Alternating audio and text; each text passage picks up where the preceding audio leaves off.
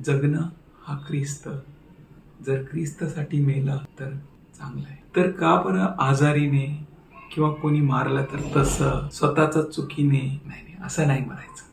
ख्रिस्तासाठी मरायचं. जर जगायचं आहे, देवाने आपल्याला ठेवलेलं आहे, तर आपण जगणारच.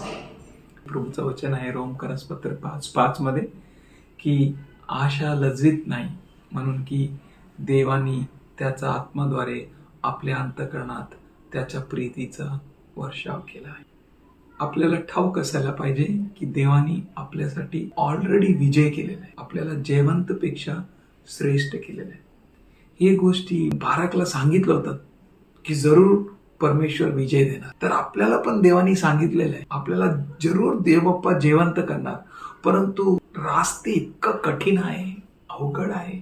कधी कधी आपल्याला असं वाटतं की आपण जिंकण्याचं सोडं इथून निघणार का नाही. परंतु प्रभूचं अभिवचन आहे की आपण जिंकणारच.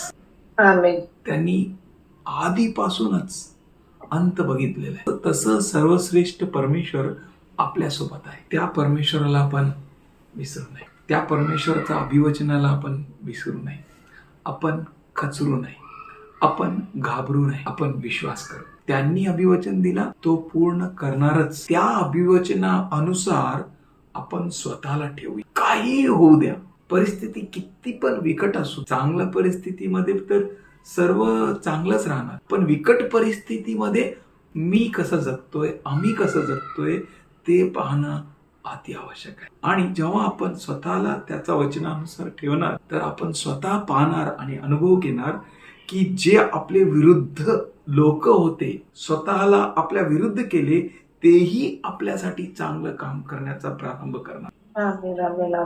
जरूर होणार. परंतु मी परमेश्वरच्या वचनामध्ये आहे का, मी परमेश्वरच्या वचनानुसार आहे का, आणि आपण लवकरच चांगलं पाहणार. चांगलं म्हणजे चांगलं. आणि मला वाटतं की आपण प्रभू सारखा व्हावे, त्याच्यापेक्षा चांगलं आणखीन काहीच नाही. खूप कार कमवलं, खूप घर विकत घेतले, खूप पैसे कमवलं, पण तर 1% पण सोबत घेऊन जाऊ शकत नाही. काहीच तो माणूस, मेलेला माणूस काही घेऊ शकणार नाही. मग का बरं आपण चांगलं करू नये? त्या प्रभू येशू ख्रिस्तासारखं होणं तेच उत्तम आहे. तर का बरं आपण तसं होऊ नये? आणि जेव्हा आपण स्वतःला त्याच्या वचनानुसार ठेवतोय, आपण जे त्याच्याशी प्रेम करतोय आणि ज्यांना त्यांनी निवडलेलं आहे, सर्व गोष्टी त्यांचा चांगल्यासाठी काम करायला प्रारंभ करणार ना. सर्व गोष्टी मिळून आपल्या चांगलंच करणार. म्हणजे कोणी वाईट केलं तर आपल्याला असं वाटणार, हे काय वाईट केलं, आणि परमेश्वर बोलतो तुझं चांगलं होणार. हो, होणार.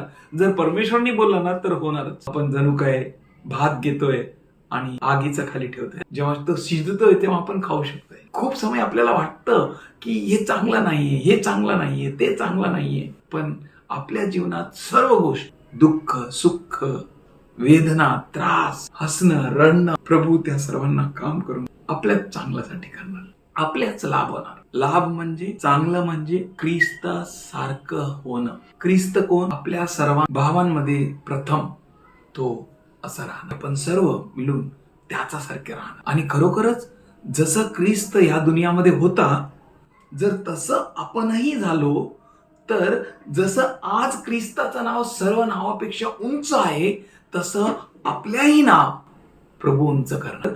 जर आपल्याला वाटतं की प्रभूचा सर्व आशीर्वाद खरोखरच आपल्यासोबत राहायला पाहिजे, तर आपण ख्रिस्तासारखं होणं अति आवश्यक आहे.